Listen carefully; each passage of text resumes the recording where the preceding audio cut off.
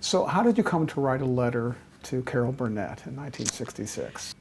When I wrote Carol, I was a senior in high school. And as I said, I was trying desperately to be Mary Tyler Moore, down to wearing the capris and having my hair in the flip and everything. And then when I entered, right before my senior year in high school, I cut my hair short. And everybody started telling me that I looked like Carol Burnett. And I remember I had seen her a number of times on The Entertainers, the show that she did with Bob Newhart. And I had a crush on John Davidson, of course, who was on that show. So I, kind of knew who she was, but I was certainly not trying to be her. But I entered this contest my senior year called Miss Fireball. And what it was our local fireman's ball was coming up. And so they decided to throw a contest to get some girls to sing and dance. So there were 8 girls, 8 of us, that entered the contest. And the local newspaper gal who did an article about the event said that I bore a striking resemblance to a young Carol Burnett. So my mom said, you need to sit down and write the fan letter. And so I did, because I was pretty good at writing fan letters. I told her I would love to meet her someday, that I looked like her. I enclosed my article with the picture and sent it off. She coincidentally happened to get the letter just a couple days prior to the contest.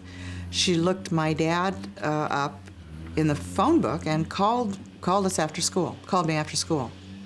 And I remember picking up the phone and saying hello, and her saying, hi, this is Carol Burnett. And and I, of course, was stunned and could not speak, and handed the phone to my mom, and she said, no, I don't want to talk to you. I want to talk to Vicki.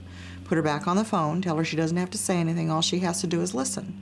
She said, I want to come and see the contest you're going to be in. She said, I'm very pregnant, so I would prefer not to be seen.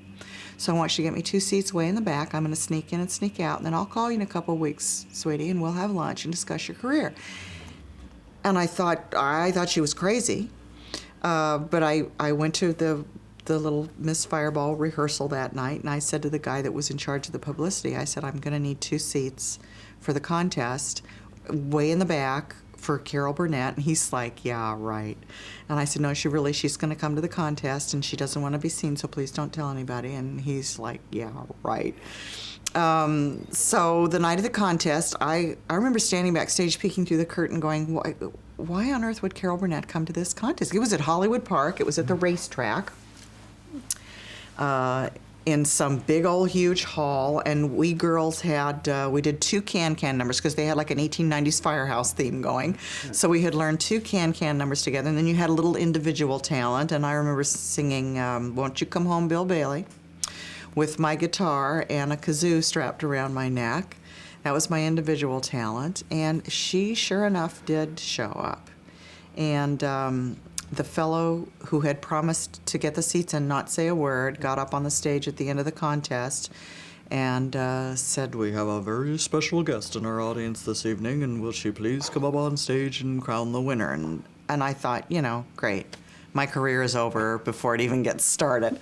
But she did come up on stage and crown me Miss Fireball when I won. Several weeks later, I'm going to say, this was November of my senior year, and I'm going to say like maybe January, I come home from school, and my mom's got the radio on, and they announced that Carol has finally had that baby, thank goodness, and that she's at St. John's in Santa Monica. So I'm on my way to a Young Americans rehearsal. We were doing one of those old Firestone Christmas albums.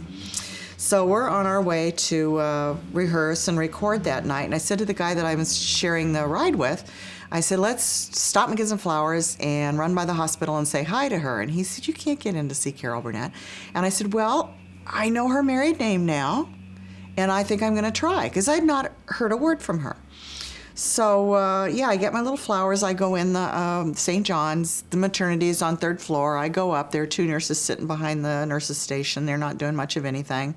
It's very quiet. I walk up and in my most polite voice say, I'm here to see Mrs. Hamilton. And they said, oh, my God, you must be her sister, Chrissy. Wait till you see her. Wait till you see the baby. And they took me right into her room. Great.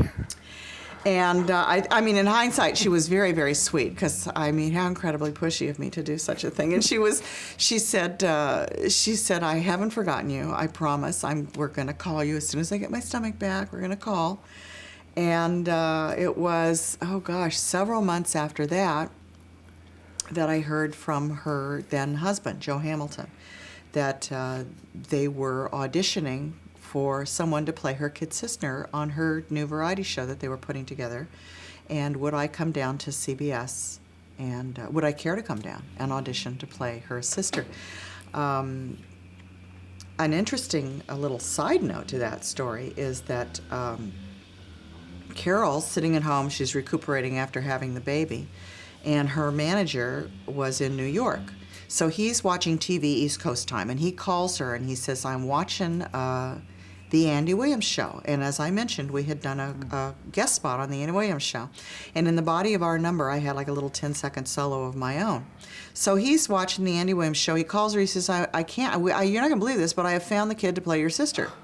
And Carol says, who is it? And he said, I don't know, but she sings with the Young Americans and she looks just like you. And Carol said, I've already met her.